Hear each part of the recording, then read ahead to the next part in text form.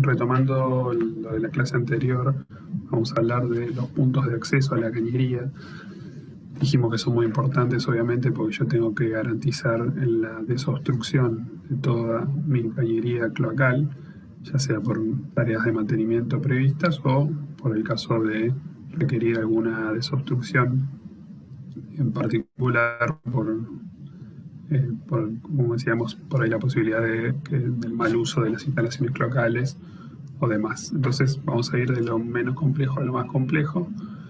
Lo más sencillo que tenemos acá para presentarles es la boca de acceso, que se las mencioné en la clase anterior, que se utiliza obviamente para colectar distintas cañerías, como pueden ver acá en la derecha en las imágenes, y disponer de una única salida hacia la descarga de la instalación. Es más habitual su uso en las cocinas, como mencionábamos en la clase anterior, a la salida del bajo mesada, digamos, del sifón de la pileta de la cocina, donde yo ya pasé por el cierre hidráulico que me impide el paso de los gases al ambiente. Entonces, una vez que pasó eso, ya forma parte del circuito primario y solamente es un acceso a esa cañería. Como verán en la parte anterior, no tiene un cierre hidráulico, un sifón como veíamos en la clase pasada. Obviamente va con una doble tapa sellada, de manera tal de, como dijimos acá, hay gases en circulación que no pasen al ambiente donde está instalada la boca de acceso. La diferencia entre la boca de acceso y el empalme de acceso, que aquí vemos en la siguiente filmina, es el diámetro de salida. La boca de acceso tiene un diámetro de salida de 100 y una entrada de 60 o menor, puede ser 40, depende de lo que yo esté colocando aguas arriba. Y el empalme de acceso tiene una salida de 60. ¿Por qué importa esto? Digamos, porque de acuerdo a dónde va a estar instalada y que tengo aguas abajo, yo me conviene salir con un caño de 60 o con un caño de 100. Pero las funciones que cumple son la misma y es prácticamente el mismo artefacto. Vamos a lo más importante, que es la cámara de inspección, donde a mí me permiten conectar cañerías, como digamos en el caso anterior, pero no, digamos, ya como se puede apreciar es de una envergadura mayor. La cámara de inspección me permite, generalmente se construye puede ser en mampostería in situ, como es este esquema, o vamos a ver más adelante que vienen prefabricadas. La cámara de inspección me permite acceder a la cañería y limpiarla, digamos, desobstruirla en caso de necesidad, hacia aguas arriba y hacia aguas abajo. ¿Cuánto? Obviamente depende del método de desobstrucción. Como decíamos en la clase pasada, las cintas que se utilizan generalmente permiten desobstruir hasta 15 metros, entonces yo puedo desobstruir 15 metros hacia un lado o hacia el otro, con lo cual la distancia de separación máxima entre cámaras, suponiendo que yo tenga una planta de gran desarrollo horizontal, esa distancia va a ser de hasta 30 metros, ¿no? Porque desobstruyo 15 metros de cada costado. ¿Qué otras características? Bueno, la cámara obviamente tiene que tener un desnivel en el sentido del escurrimiento para favorecerlo. ¿Cómo se construye? Vamos a ir y volver en estas filminas. Se construye con un fondo, con una pendiente hacia el escurrimiento, con esto que se llama banquina o cojinete, que tiene pendiente, y en la parte propiamente dentro de la cámara yo voy a tener medias cañas, es decir, la cañería viene completa hasta la cámara y después de ahí tengo media caña para permitir el acceso para la tarea de desobstrucción. ¿Qué otra característica tiene? Además de ese desnivel, acá ven que dice profundidad máxima 1,20 m. Vamos a ver el caso de si yo, por cuestiones de proyecto, necesito una profundidad mayor. Entonces, ¿dónde se coloca la cámara de inspección? Como dijimos, yo puedo construir 15 metros hacia un lado y hacia el otro. Entonces, la primera cámara de inspección o el primer punto de acceso tiene que estar dentro de los primeros 10 metros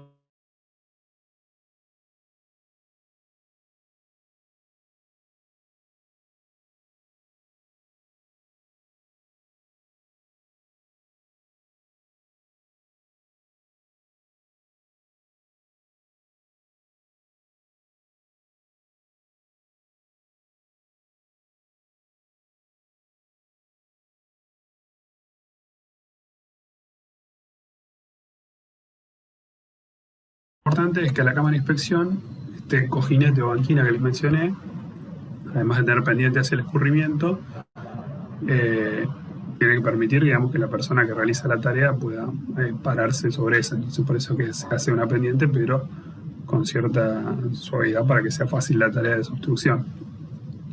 A la cámara, digamos, pueden llegar, como ven acá, cierta cantidad física, digamos, fundamentalmente limitada por la física, porque yo estoy entrando con cañerías de 100, porque son cañerías principales, y esas cañerías me van a determinar cuántas puedo ingresar acá. Yo, si en un lado tengo 60, solamente podría entrar, digamos, hasta 6 cañerías. Generalmente se trata de que los baricentros de esas líneas, digamos, de los ejes, mejor dicho, los ejes de las cañerías que llegan a la cámara concurran en el baricentro de la misma.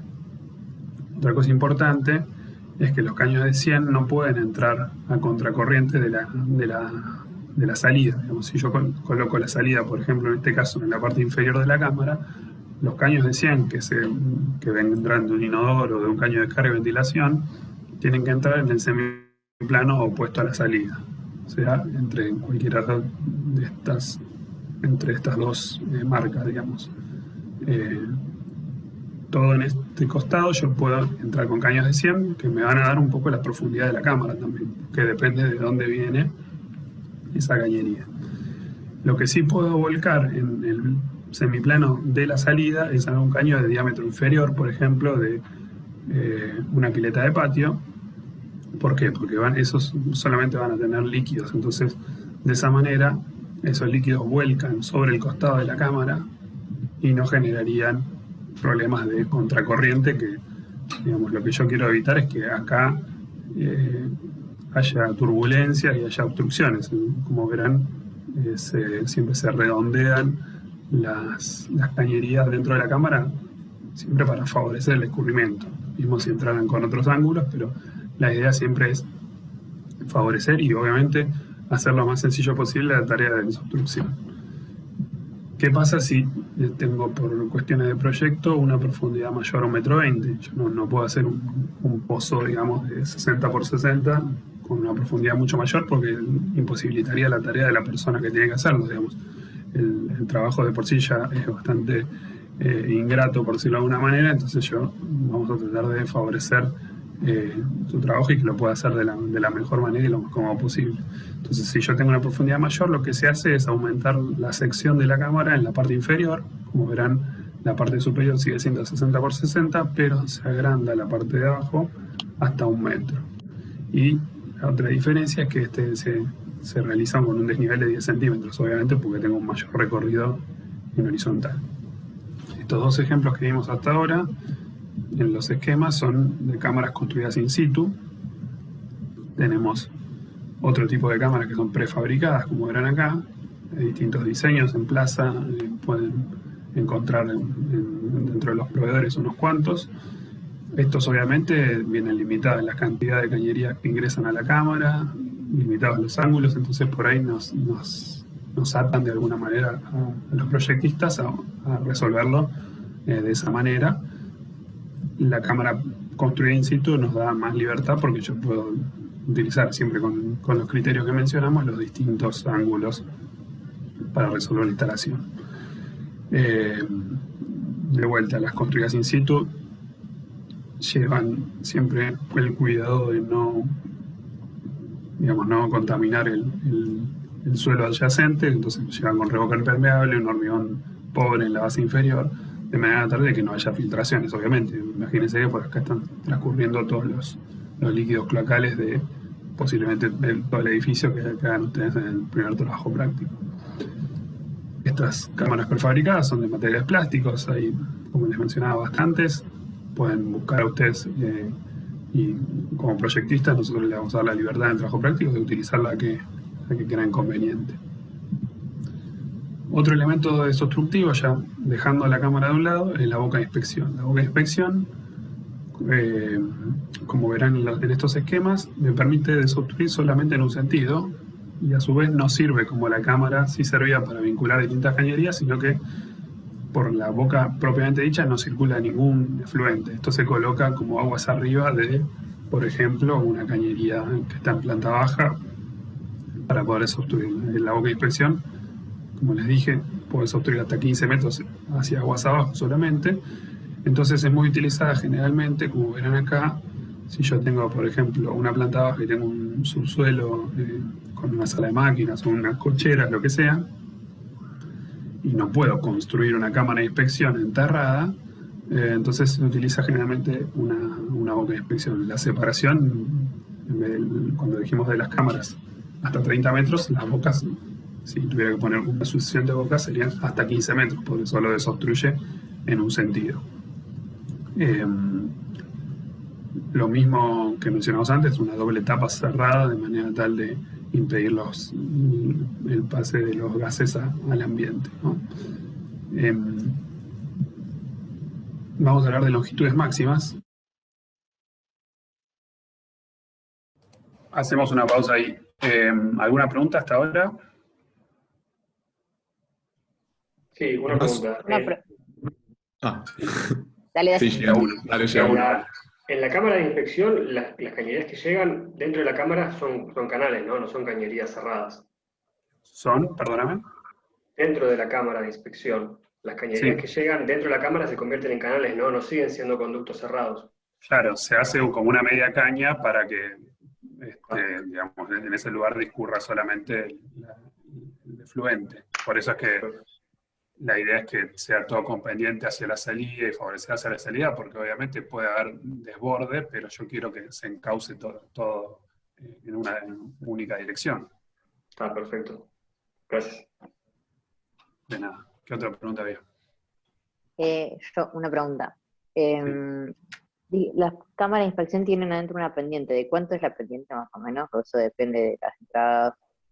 Y la pendiente, tenés esos, digamos, por definición de lo que veíamos recién, cuando tenés las 60 por 60, digamos, en esos 60 centímetros tenés un desnivel de 5. O sea, la pendiente sería 5 sobre 60.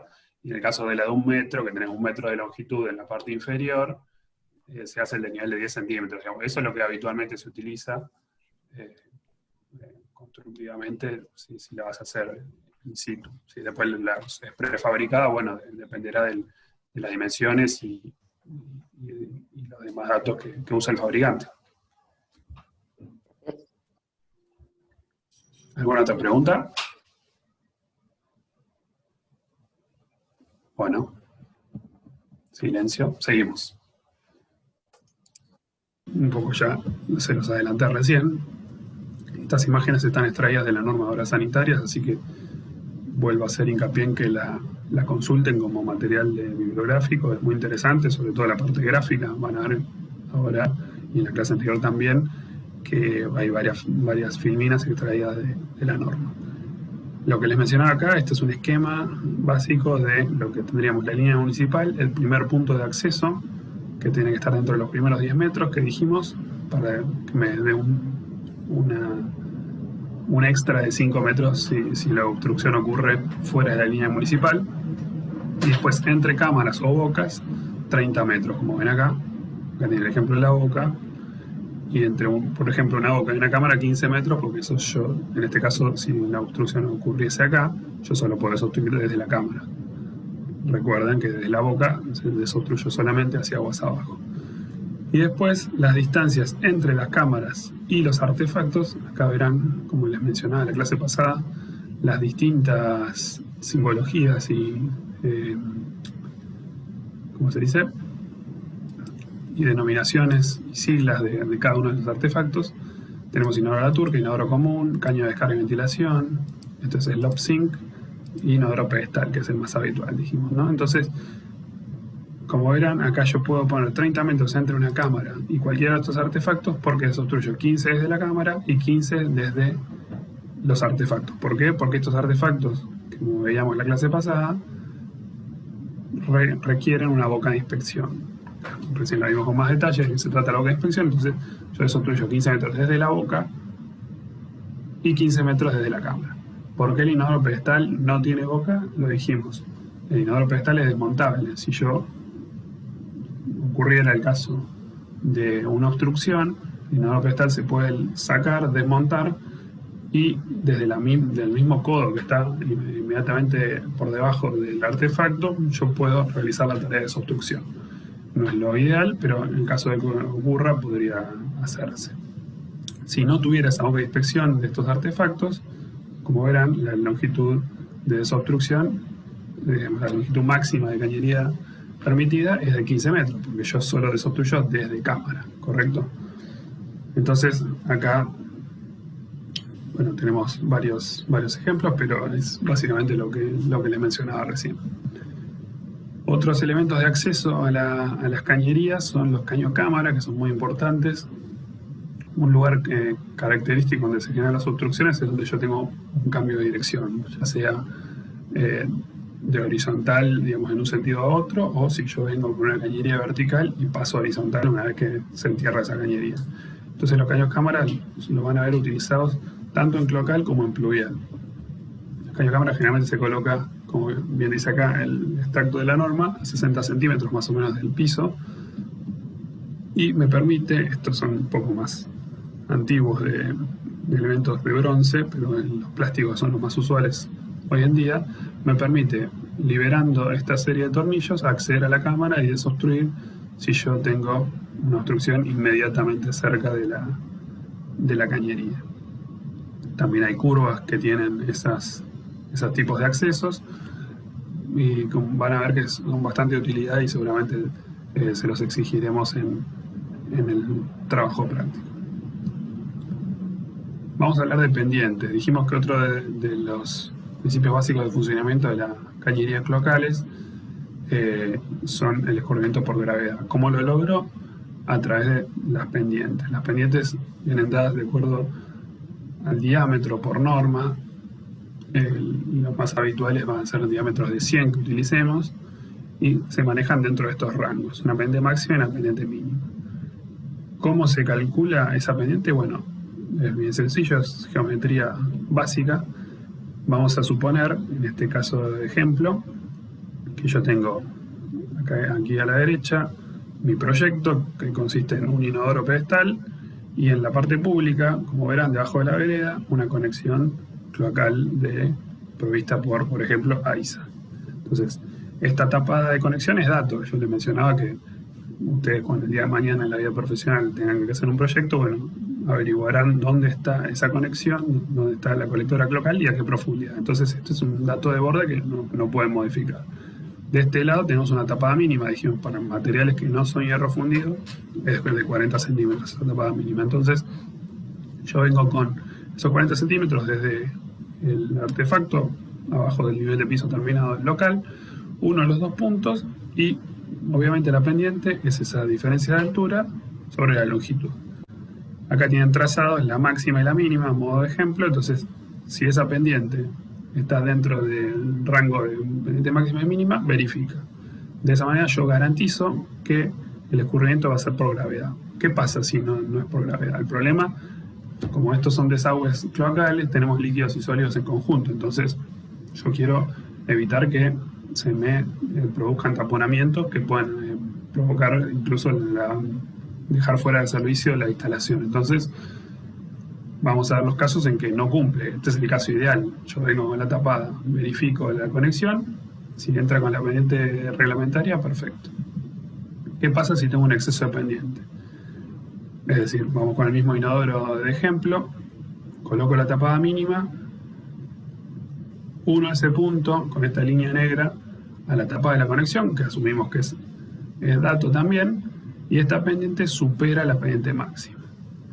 Entonces, ¿qué pasa si la pendiente supera la pendiente máxima? Bueno, se van a disgregar los líquidos y los sólidos. Los líquidos van a escurrir a mayor velocidad y los sólidos se van a ir quedando, entonces se va a producir un estancamiento, por consiguiente una obstrucción muy posible y dejar fuera de servicio a la instalación. Entonces, ¿qué soluciones tenemos? Bueno, acá están planteadas dos soluciones. Una sería una mayor excavación. Mayor excavación significa que de la tapada mínima yo me vengo más abajo hasta este punto que cumple ya con la pendiente máxima, y uno a este punto con la tapada de conexión y verificaría. ¿Qué sucede? Si es un solo artefacto, no habría problema, no sería un gasto muy importante hacer una mayor excavación para una cañería. Si es toda una batería de artefactos, si es un proyecto de mayor envergadura, ya esto deja de ser útil y pasa a ser una solución demasiado costosa. Entonces vamos a recurrir a la otra opción, que es lo que se llama salto. El salto, ¿qué representa?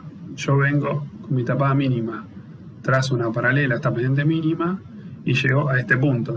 Mi cañería en todo este tramo cumple con la pendiente reglamentaria, pero yo tengo que llegar de acá a acá. ¿Cómo lo logra este desnivel? A través de un salto. Vamos a ver unos ejemplos de cómo se ejecuta ese salto y qué es lo que representa. El salto puede realizarse con una boca de inspección o con una cámara de inspección. Si es una boca de inspección, en este tramo, digamos, estoy viniendo con la cañería, con esa pendiente que verificaba, y acá es al punto al que quiero llegar de la conexión. Entonces, este tramo, obviamente supera la pendiente máxima reglamentaria, pero es un tramo corto y del cual yo le garantizo un acceso 100% con una boca de inspección. Es decir, este tramo donde se podrían provocar esas obstrucciones que decíamos antes por el exceso de pendiente, yo voy a garantizar su acceso a través de la cámara de inspección, de la boca de inspección, perdón. Acá ven que el salto mínimo, digamos el desnivel mínimo a salvar, si utilizo un salto, es de 50 centímetros. Eso aplica, como verán aquí abajo, para todas estas soluciones de salto. Si el desnivel es inferior a 50 centímetros, bueno, se verá otra manera de ejecutarlo. Si el salto lo decido hacer con la cámara de inspección, puede ser antes, dentro y después de la cámara. Vamos a ver primero antes. Vengo con mi cañería con pendiente mínima, genero ese salto, ese desnivel de por lo menos 50 centímetros y llego al punto de la conexión cloacal. Este salto está dentro de la cámara. Como verán, como requiere mayor profundidad, estamos en la cámara que habíamos antes de 1 metro por 60, y de esa manera el tramo donde yo tengo posibilidad de que se produzcan obstrucciones, yo puedo acceder directamente desde la cámara. Acá se coloca obviamente un tapón sellado para provocar que el escurrimiento sea por donde yo quiero, que es por la parte inferior de la cámara y no por acá como si fuera una cascada. Obviamente es totalmente indeseable eso. Si el salto lo hago dentro de la cámara, sería, por ejemplo, yo vengo con la cañería con pendiente mínima, coloco una curva 90 con una tapa, que como las que veíamos hace un rato cuando hablamos de caño cámara, y acá lo bajo verticalmente hasta dentro de la cámara. De esa manera, bueno, obviamente este tramo es el que no cumple la pendiente reglamentaria porque estoy vertical, entonces a este tramo yo puedo acceder desde la cámara y desde la tapa. Está completamente cubierto para el caso de que se produzca una obstrucción. De vuelta, como esto lleva mayor profundidad, acá estamos hablando de una cámara de 1 metro por 60, obviamente hay que analizar cada caso en particular, cada proyecto tiene sus cuestiones. La última opción es el salto después de la cámara, que como verán, acá yo vengo con esa pendiente y el salto lo hago inmediatamente abajo de la cámara. Entonces este tramo, como mínimo 50 centímetros, y que no cumple la pendiente, yo accedo libremente desde la cámara en caso de que se produjera cualquier obstrucción. Vamos al otro lado de la cuestión. Si yo tengo poca pendiente, ¿qué pasa? De vuelta volvemos al inodoro de ejemplo. Vengo con la tapada mínima, uno a ese punto con la conexión datos, de la tapada de la conexión datos, y tengo un tramo, por ejemplo, que podría ser horizontal o casi horizontal, es decir, una pendiente inferior a la mínima. ¿Qué pasa? No va a escurrir de la manera que yo deseo, no va a escurrir por gravedad. ¿Por qué? Porque se va a provocar un emancamiento de los líquidos y los sólidos al punto de saturar la cañería y no ayudar ni siquiera a la circulación de los gases en el sentido opuesto. Entonces, esto es una solución completamente indeseable. Acá las soluciones que nosotros les planteamos es, una sería elevar el nivel de piso terminado, es decir, levantar este inodoro, por ejemplo, para garantizar esa tapada mínima y después ir por la pendiente mínima. ¿Qué pasa? Como dijimos antes, si es un inodoro solo y no tengo mayores dificultades y mayores gastos, se podría hacer.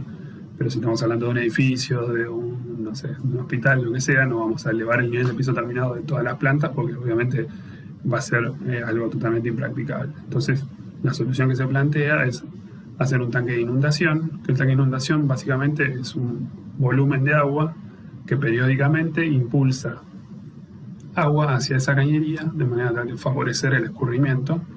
Acá tenemos unos esquemas de ejemplo, lo pueden investigar dentro de la bibliografía para mayor detalle, pero la función que cumple es liberar ese volumen de agua periódicamente, funciona como un artefacto sifónico, como podría ser, por ejemplo, los depósitos de mingitorios, que digamos cada tanto emiten esa corriente de agua para ayudar a que la cañería cloacal que está aguas abajo no se embanque. Dijimos, bien, hasta acá alguna pregunta. Yo tengo una pregunta, perdón. Dale. Sí. No, dale. Después yo. Dale, gracias. ¿Por qué aguarribas del salto en la solución de exceso de pendiente estoy con pendiente mínima? O sea, planteamos una pendiente mínima y no usamos la pendiente máxima para después tener una menor excavación en el salto. Vamos a decir, para que vuelva a la filmina. Si ahí la estamos viendo.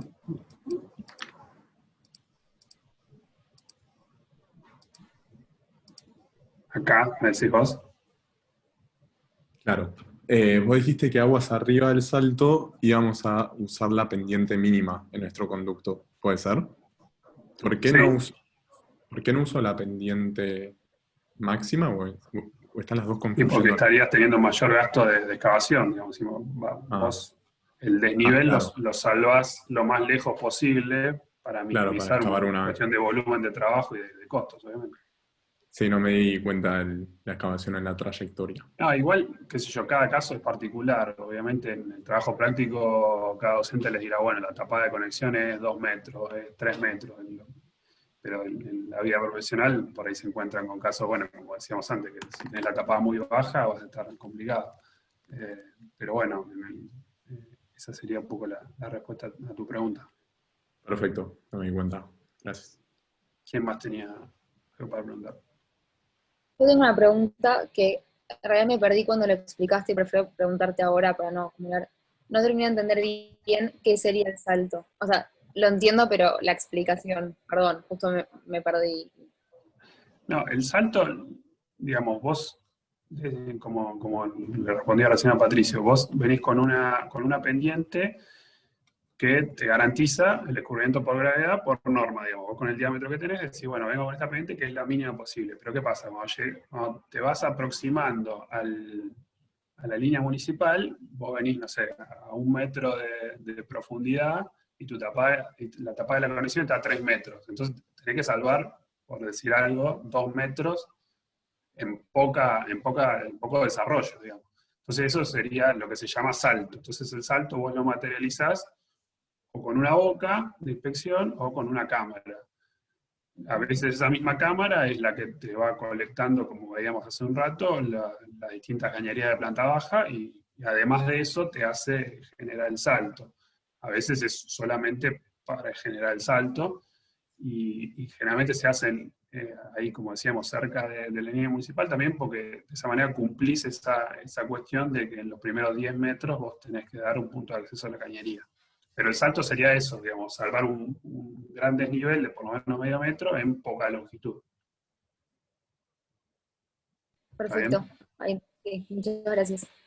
Yo tengo una pregunta, Martín. Sí, Si tengo... no veo quién me habla. Ignacio Iriarte. Ignacio, sí. Sí, si tengo instalaciones por debajo del nivel al cual me conecto a la red, digamos, ¿tendría que bombear o cómo se soluciona eso? Es justo lo que vamos a ver ahora, que es el pozo de bombeo. Vos tenés que sobrelevar esos desechos para después escurrir por gravedad, digamos. Es la única excepción que veíamos en la clase pasada al escurrimiento por gravedad. Va a ser un tramo de tu instalación que esté circulando a presión superior a la atmosférica. Claro, perfecto. Gracias. Martín, tengo una pregunta sobre el salto. ¿Es mínimo 50 centímetros lo que se puede salvar? Mínimo 50 centímetros, correcto. Si hay límite máximo, te lo debo. No tengo en la cabeza ahora, pero bueno, es constructivo también, digamos, no vas a hacer una cámara de inspección de 4 metros de profundidad. Claro, claro, perfecto, gracias. Yo tengo una pregunta. ¿Podrías, Sí, ahí, el tanque de inundación, sí. cómo es el funcionamiento, el recorrido del agua? ¿El agua de dónde viene? El agua viene de un tanque, por ejemplo, un tanque de provisión de agua potable, digamos, Ok, y se llena periódicamente. Y, digamos, la idea es que cada tanto, el funcionamiento preciso del tanque, no lo sé, pero digamos, el concepto es el siguiente. Cada tanto se va llenando, digamos, el volumen obviamente depende de lo que vos tengas aguas abajo, si es solo un inodoro, como veíamos en el ejemplo, o si es todo un edificio, por decirlo de alguna manera. Eso te va a cambiar el volumen del tanque de inundación. Pero la idea es que periódicamente emite esa descarga de manera tal de empujar lo que vos tenés aguas abajo, la descarga de los desechos cloacales que estés analizando. o sea, digamos, ahí en el esquema que tenés ahí, el agua pasa del tanque a ese sifón y ahí va hacia la cañería.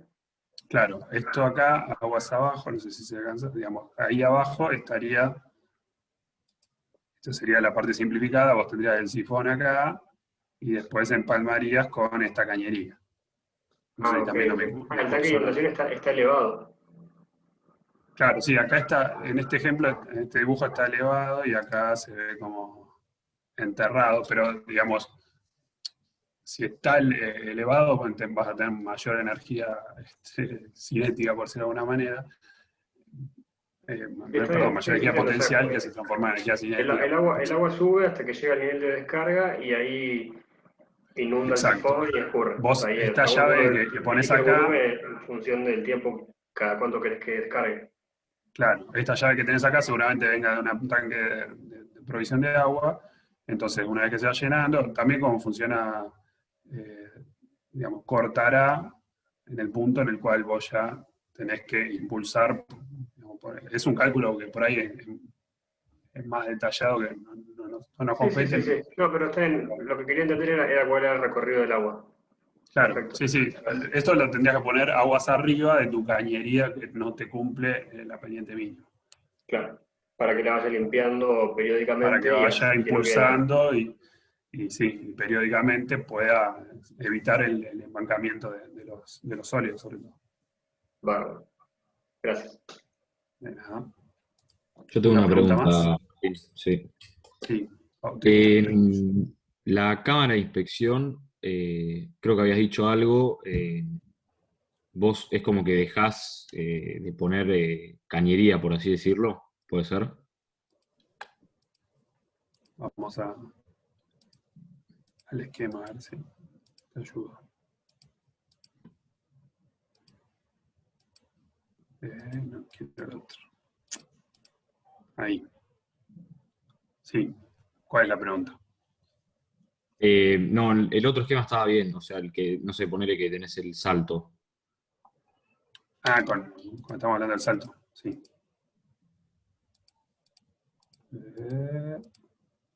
Este, por ejemplo. Sí. O sea, entre la que entra y la que sale, en el medio no hay ninguna cañería. No, si vos tuvieras que incorporar alguna otra cañería, tendría que incorporarse a este nivel. Si estamos hablando de cañerías de 100, como por ejemplo de inodoros y demás.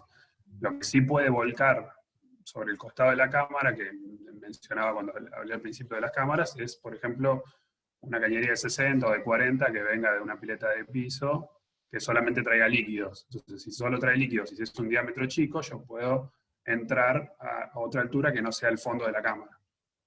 ¿Qué Y pasa? Por eso, a ese sí, hormigón sí. pobre, ¿qué se le hace para, o no se le hace nada? Se deja escurrir el agua por ahí. No, eso, digamos, por un lado vas a tener la media caña, que sería la cañería cortada a la mitad, que Ah, ok, está bien. Eso normalmente era el mi pregunta. escurrimiento va a ser por ahí, digamos, salvo algo fuera de lo normal, que por ahí se pueda salir, pero generalmente se le hace una protección a esa banquina para evitar infiltraciones y demás. Perfecto, gracias. Nada. Yo tengo una pregunta más rápida sobre una cosa que Sí, ya de hace rato, pero dale. eh, La única diferencia entre la boca de acceso y el empalme de acceso es el diámetro de salida. Sí, es el diámetro de salida. De hecho, si lo ven cuando miran los folletos de los fabricantes para utilizar en los trabajos prácticos, en el campus ahí, no sé si ya lo estuvieron chusmeando, hay una cierta cantidad, pero bueno, los invitamos a que ustedes busquen otros si les interesan. No tenemos convenio con ninguno, así que, pero bueno, lo bueno que busquen los fabricantes es para familiarizarse con los artefactos, y ahí en los folletos de los fabricantes les dicen, digamos, por ejemplo, empalme acceso, diámetro de entrada tal, diámetro de salida tal, y demás. Bien. Martín, ¿te puedo interrumpir? Sí, obvio. También tienen otra diferencia. La boca de acceso te permite ingresar otras cañerías para también el acceso a limpieza, ¿sí? Mientras que el empalme de acceso no permite incorporar cañerías. Es verdad. Y una más puedo acotar, Martín, perdón. También el empalme de acceso, por sus características constructivas, se suele utilizar más en planta alta, por ejemplo, en los paquetes de contrapiso, y en la boca de acceso, en algunos casos también, pero es un artefacto más grande. Al salir la cañería mayor, también, ¿no? ¿Tiene ahí alguna dificultad?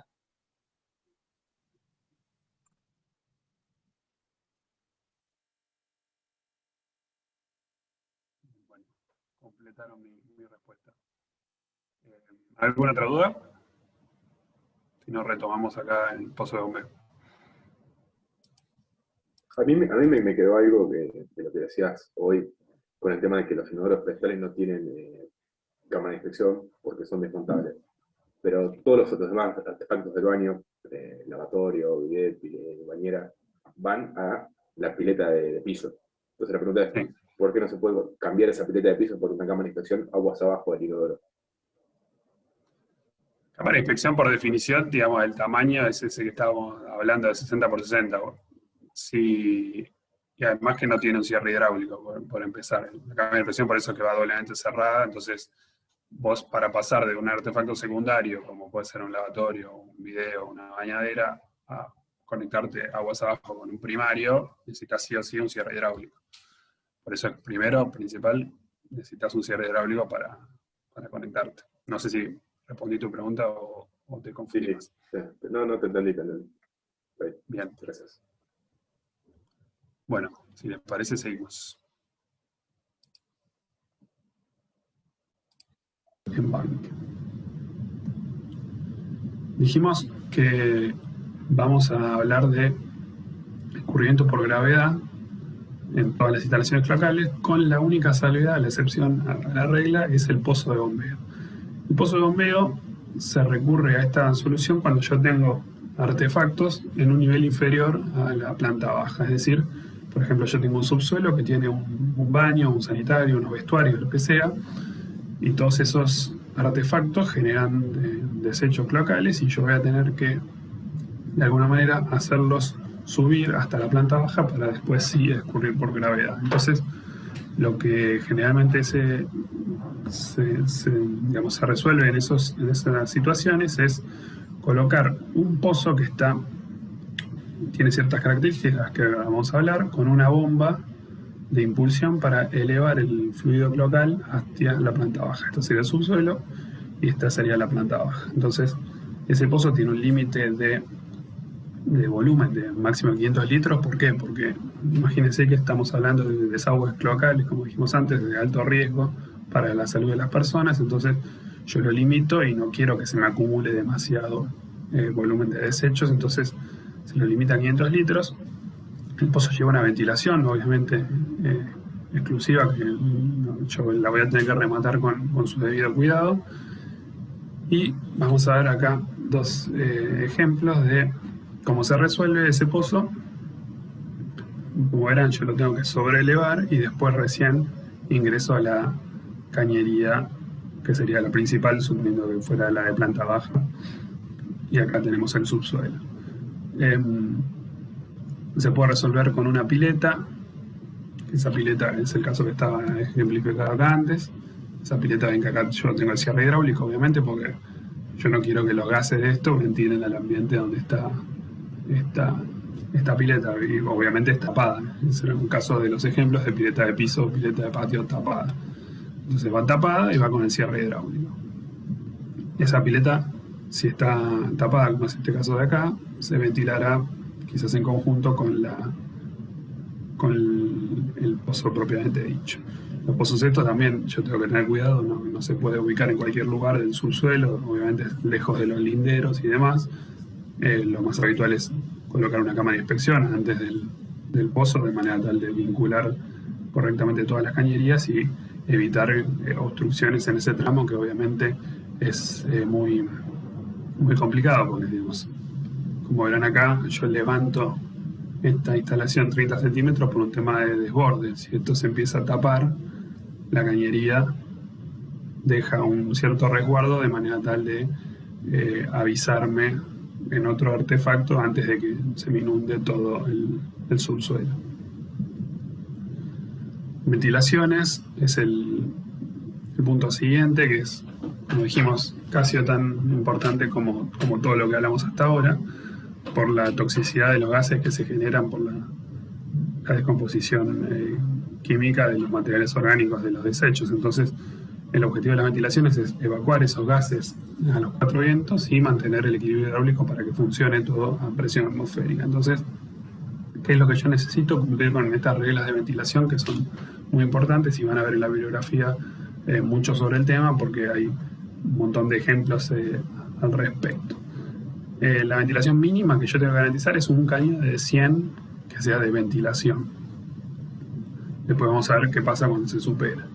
Y después tengo unas verificaciones que hacer, que es las distancias máximas, que un poco ya lo vimos con el tema de las desobstrucciones, y la cantidad máxima de ramales. Yo no puedo asegurar que tenga un montón de artefactos y asegurar que estén ventilados. Entonces, vamos a hablar del primer ejemplo,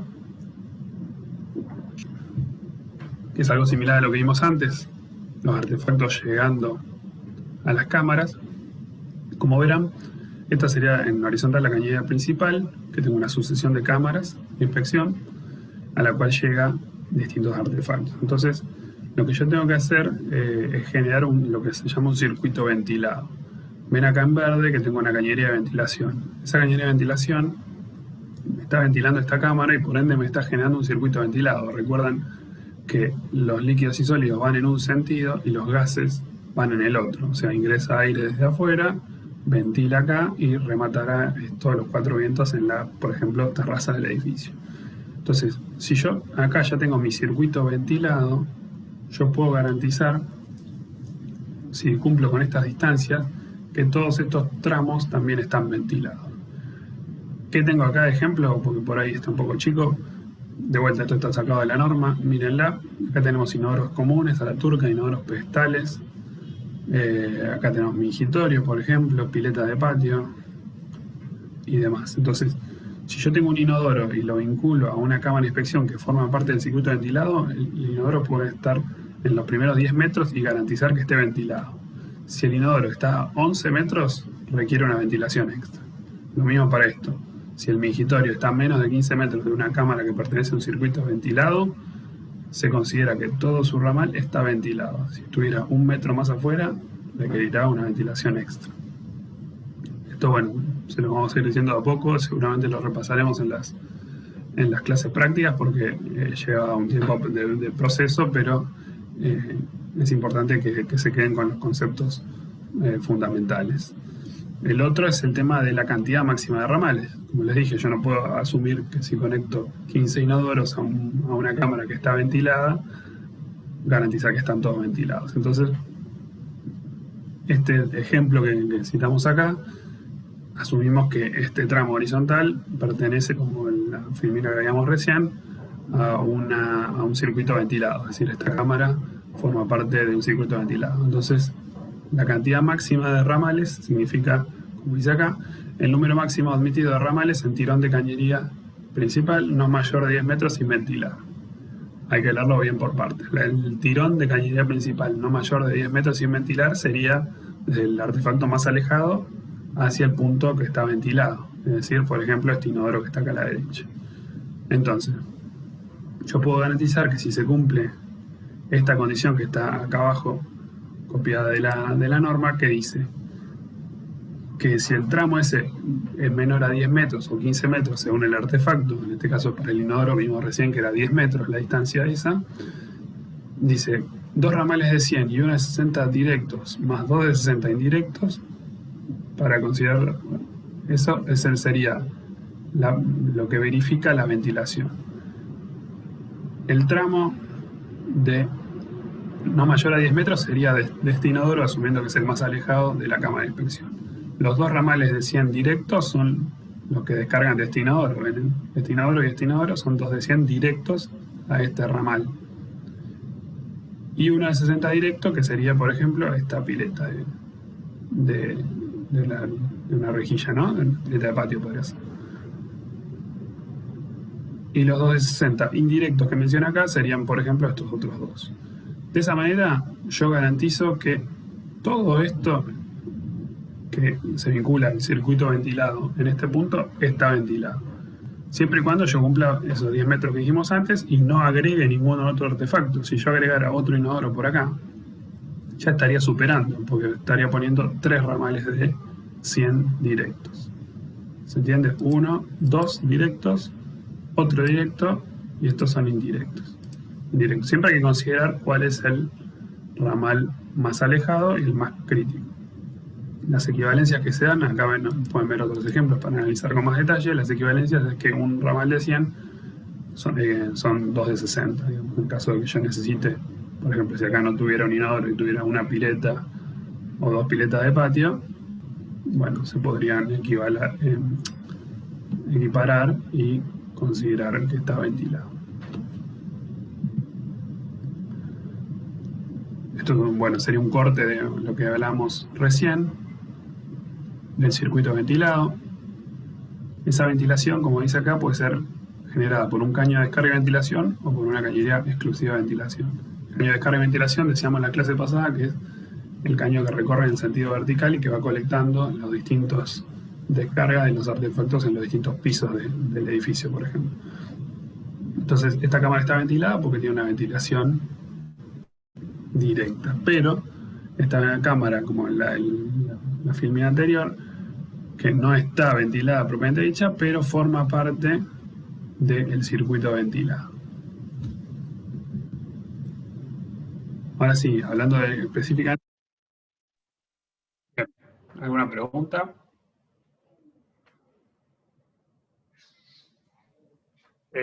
Esto de cuando un artefacto o una cámara está ventilada, digamos, eso en la norma hay distintas condiciones, ¿no? Y uno lo que hace es analizar la cantidad máxima de ramales o cosas que puede conectar.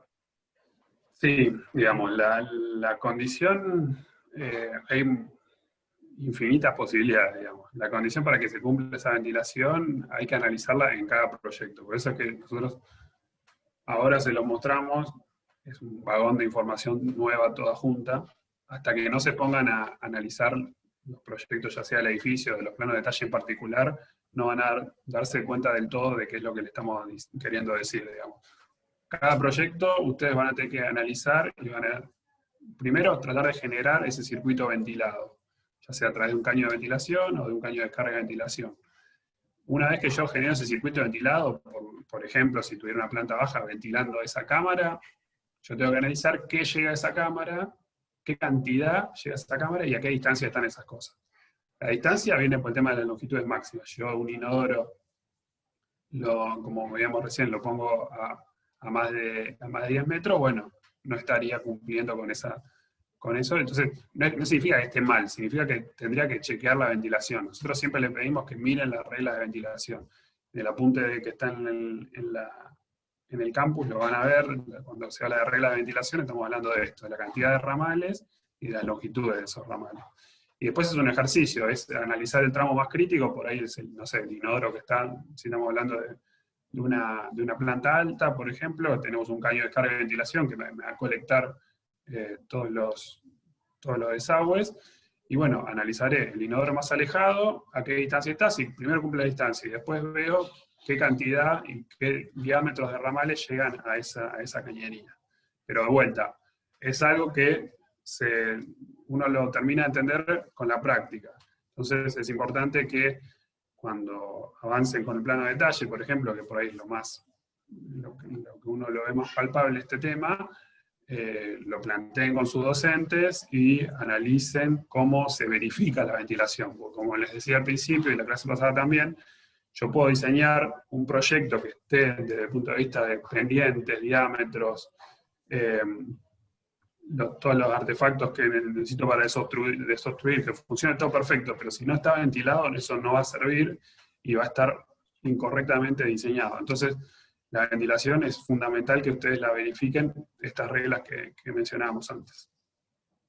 Martín, te agrego en la clase de hoy de la PP, voy a demostrar en un núcleo sanitario la verificación de la regla de ventilación. Correcto. El ingeniero Barreneche, la semana que viene, va a dar una clase más apuntada a la práctica, que bueno, el día martes. Martín, sí. Después del parcialito doy la clase. Según un cronograma. Ah, bueno. No hay problema. Pensé que era la semana que viene, parece, la verdad. Bueno. Bien, ¿alguna otra pregunta? Yo tengo una pregunta. El tema de la inyección de aire, de la entrada de aire. Acá en estos dos ejemplos es superior. Siempre es así, digamos, siempre por el mismo caño que ventila, ¿también se da la inyección o hay...? Como veíamos la clase pasada, digamos, el aire ingresa desde fuera del edificio, digamos. Ingresa desde una boca de registro, por ejemplo en la colectora, y hace todo el camino inverso a los líquidos y sólidos. Y se remata, digamos, acá, por ejemplo en este que estamos viendo acá remata en esta ventilación en la azotea.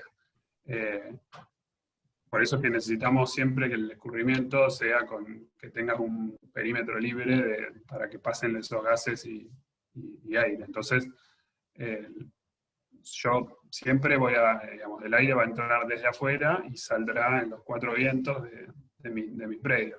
El camino opuesto a los líquidos y sólidos que se generan dentro del predio y yo los saco afuera hacia la colectora.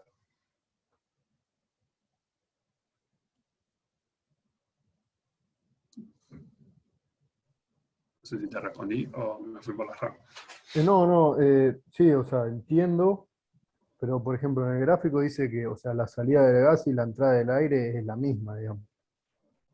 Por eso sí, digamos, porque este de acá, porque está en contacto con el ambiente, obviamente, pero el aire que impulsa a los gases esos generados es el que ingresa de afuera y hace todo el camino inverso. Obviamente tenés ingreso de aire por ahí. ¿Sí? Perfecto, gracias. Bien, ¿alguna otra pregunta? No, seguimos que ya queda poco.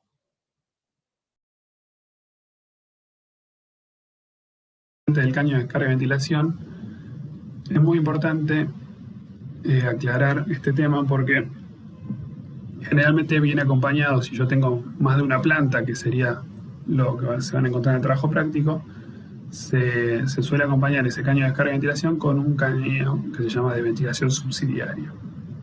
¿Cuál es la función que cumple ese caño? Supongamos este caso de la izquierda. Yo tengo distintos artefactos y un caño de descarga y ventilación solamente. Si se produce la descarga de dos artefactos casi en simultáneo, que son estas que ven acá, estos émbolos de descarga, se pueden provocar. Si esto, como ven acá, no está vinculado a la presión atmosférica, solamente están vinculados los artefactos. Entonces, de esta manera yo podría, en este caso, tendría presión superior a la presión atmosférica porque estoy dentro de los dos émbolos. Entonces, yo podría romper el sifón, por ejemplo, de este mijito ahí. Y como estoy teniendo presión acá, de este lado tengo succión, entonces podría romper el sifón de este inodoro pedestal. Entonces, de esa manera yo estaría ventilando los gases de la cañería en los dos ambientes estos. Esto es lo que hablábamos en la clase pasada del desifonaje, es decir, la rotura de los cierres hidráulicos del sifón. ¿Cómo evito que suceda esto que es totalmente indeseable? Con esta cañería de ventilación subsidiaria que mencionábamos recién, que lo que me hace es conectar la presión atmosférica a todos los puntos de la instalación, evitando que yo tenga esa presión o esa succión indeseada en los distintos niveles. Es decir, que si yo tengo una presión entre dos émbolos de descarga, esa presión se va a ver alivianada con esta cañería verde que está ventilada y conectada a presión atmosférica.